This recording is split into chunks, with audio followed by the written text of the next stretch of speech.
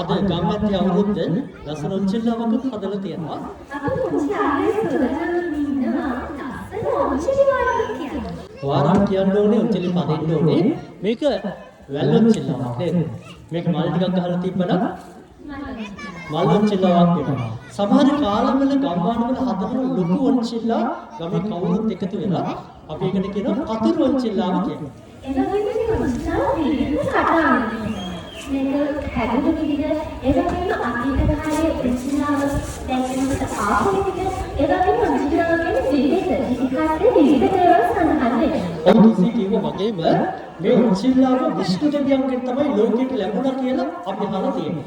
විෂ්ණු දෙවියන් එදා සෝරාසුර යුද්ධයේදී පරාද වෙලා ඊශ්වර දෙවියන්ගෙන් බේරෙන්න දුවලා යනකොට සක්‍ර දෙවියන්ට ඇවිල්ලා විෂ්ණු දෙවියන් කාන්තා රූපයක් බවට පත් කරලා ඔන්චිල්ලාවක් බඳලා ඔන්චිල්ලාවේ පැද ඉන්න කියලා කිව්වා.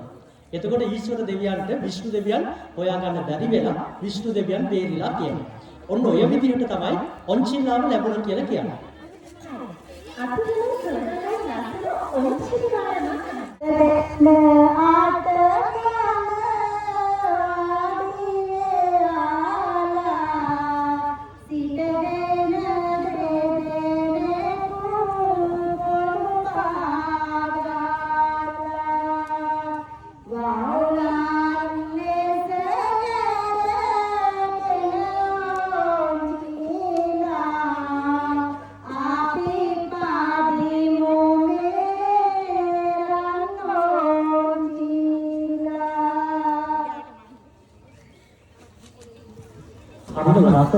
අහන්නකො නාගිගේ නම නාගි ලෑස්ති ඔන්චිලි වාරමක් කියන්න අපිට.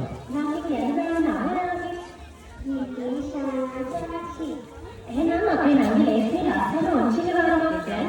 ඔන්චිල්ලාවක් තියෙනවා පුංචි යාළුවෙක්. අහන්නකො නම. එයාගේ නම මොකද්ද? ඔයත් අර පැත්තෙන් තේරෙන්නේ වීඩියෝ එක. කවුරුහරි උදව් කරන්නත් වෙලේ ඉන්නවා නේද? එයාගේ නම හා. හරි අපි එහෙනම් ලෑස්ති ඔන්චිලි හදන්න ලස්සන ඔන්චිලි වාරමක් හදන්න.